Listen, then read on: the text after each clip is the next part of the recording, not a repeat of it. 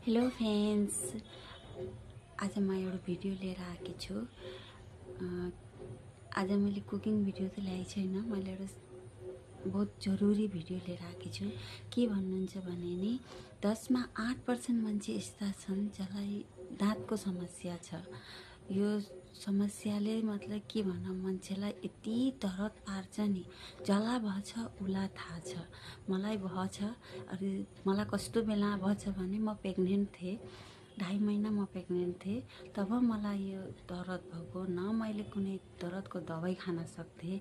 डक्टरलाई देखाउँदा सिर्फ मलाई त्यसले डक्टरले भनेको कि पारासिटामोल खान सक्छस्, त्यही पनि ओभर दरद भयो भने तब बल्ल एउटा दबाई खाएस् भन्ने थियो।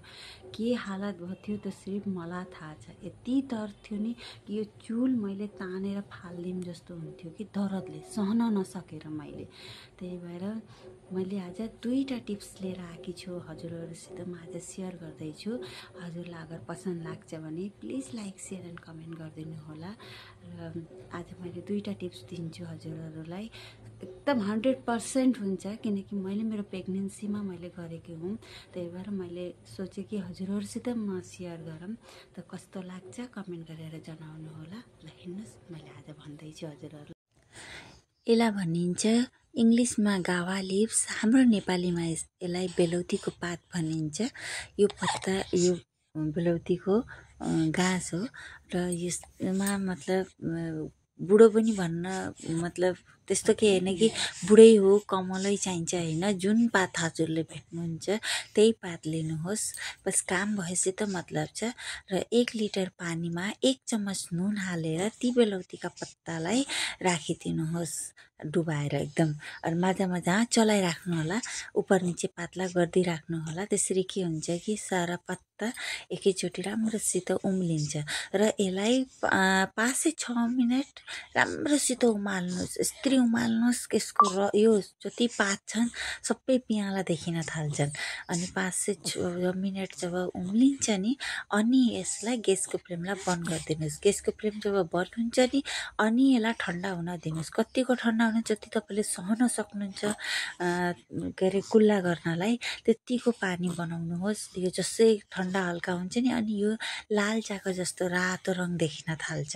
र एउटा ग्लास लिएर यो पानी एकदम ठन्डा नगर्नु होला। जसलाई दर्द बेसी छ नि त्यसले हल्का गुनगुन तातो पानीले नै गर्नु होला।